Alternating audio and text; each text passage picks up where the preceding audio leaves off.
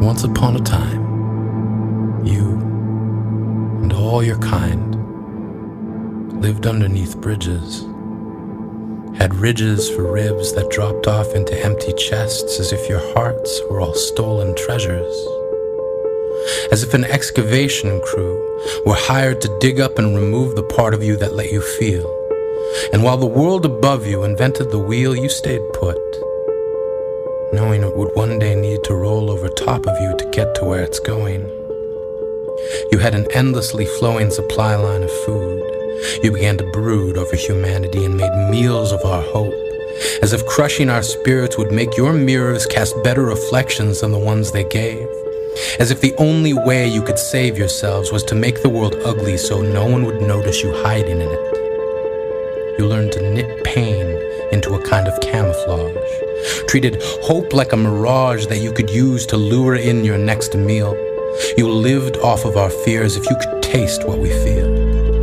And every night, as the moon read bedtime stories to sunlight, you took darkness as an invite to head out into the world. You curled your hands into wrecking balls. Your breath became squalls. You made rocks rumble. You made land shiver.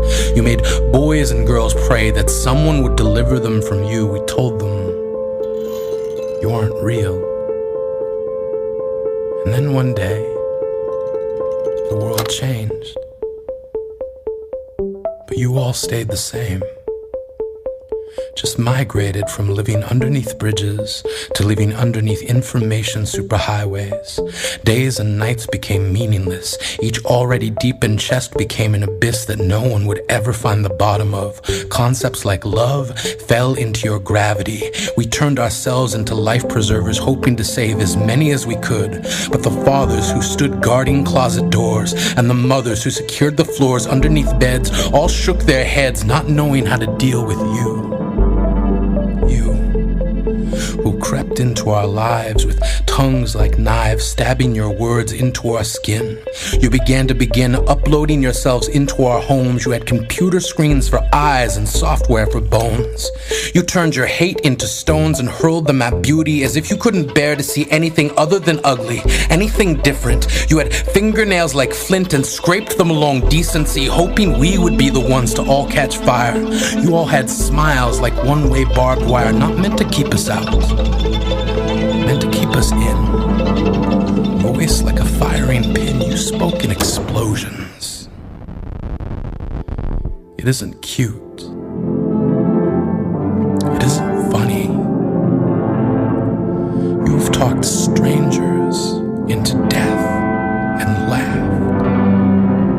And as each family learns to graft skin over the wounds you gave them, you hem yourselves into the scar. You have coaxed the sober back into bars, handed out cigars at memorials, offered nooses, cliffs, and pills to those who unfortunately found you before they found help. You have praised suffering, waltzed in between tragedies, gracefully dipping misery as if we would somehow be impressed with the dexterity of your animosity. You have cheered on rape, dashed through police tape as if it were the finish line in a race of who can be awful first. Even now, you somehow see this as an invitation to turn your keyboards into catapults, wondering which one of you can be the first to hate this best. Your loathing, already dressed in riot gear, ready to incite rage, as if each message board is a stage where you recite hostility, turning freedom of speech into freedom of cruelty. We are stuck with you, the same way you are stuck with you. Your mind is glue and it keeps malice fastened there like cheap wallpaper. We were once upon a time told that none of you exist. We dismissed you as make-believe or myth. Now, armed only with resolve, we can no longer afford to tell ourselves that you aren't real. We will not let you make your dinners out of the things we feel.